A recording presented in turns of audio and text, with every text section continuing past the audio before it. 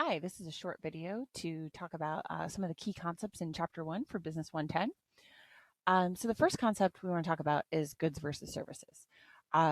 So goods are things that you can hold in your hands: an iPhone, an iPad, a hairbrush, a toothbrush, a hair dryer, a bottle of water, right? Those are all goods.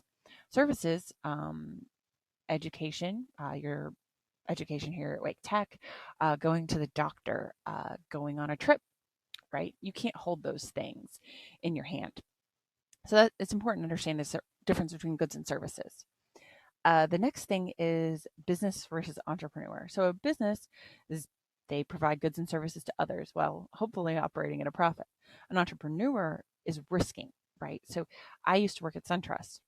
When SunTrust was doing really poorly as a result of a recession, I wasn't personally negatively affected. I still went in and I got my paycheck every other week. It's important to understand the concept of revenue, profit, and loss. So revenue is if I sell erasers, and somebody buys 10 erasers from me and I sell them for $1, the revenue I've earned is $10. Okay.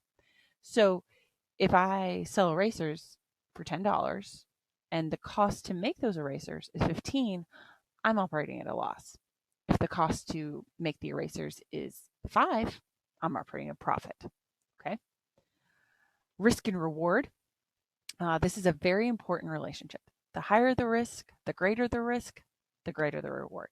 If you can invest in a company that's very secure, like Apple, you would not expect to see the return you would see on a very unstable stock because the risk is much greater. The risk that you will lose all your money on the risky stock is much higher than the risk that you'll lose your money on Apple. Why do we have taxes? To provide hospitals, schools, libraries, playgrounds, all the things that we need that individual citizens might not actually put money towards. So it's important to understand the concept of standard of living versus quality of life. So standard of living is the amount of goods and services people can buy with the money we have, right? So in this picture, you see that you can go to Walmart or Target or Food Lion or wherever you buy groceries and go buy a box of corn pops for $3.50. The US has a very high standard of living, which means we can buy a lot of goods and services with the money we have. So in Japan, for example, sometimes people make more money, but the prices for goods are much higher. And then quality of life, the general being of a society in terms of political freedom, natural environment, education, healthcare, safety. So there are many countries throughout the world that have a much lower quality of life than the US. Countries that are war torn, and there's a lot of chaos and violence. They would not have as great a quality of life if their education system or their healthcare system was not as good. If they didn't have political freedom, if you live in a communist society, you might not have the quality of life in North Korea that you have here in the US.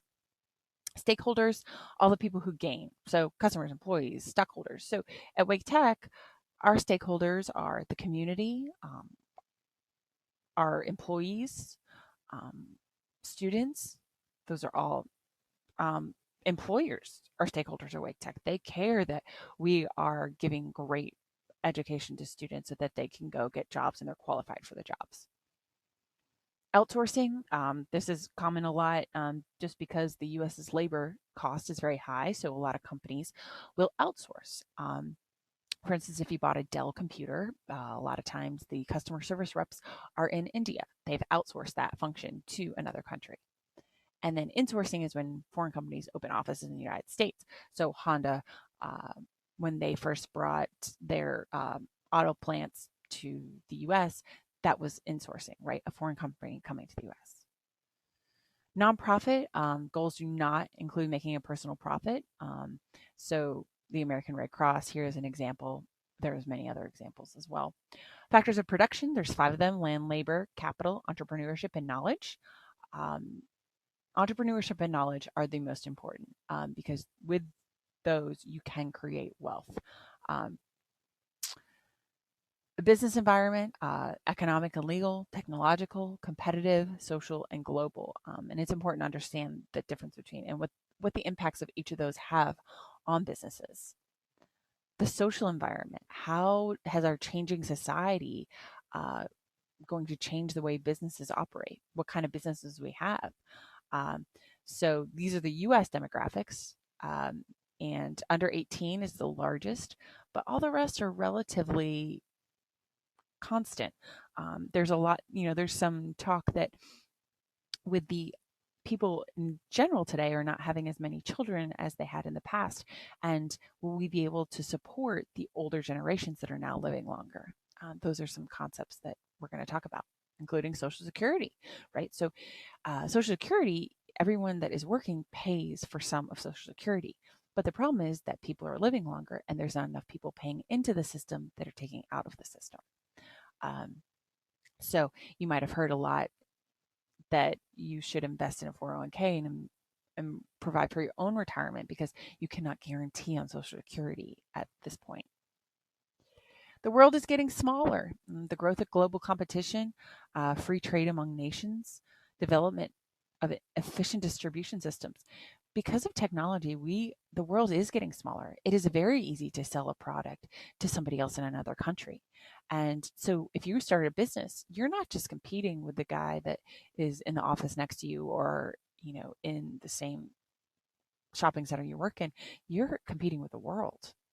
So that's a big change. Um, all right. So that's it for chapter 1.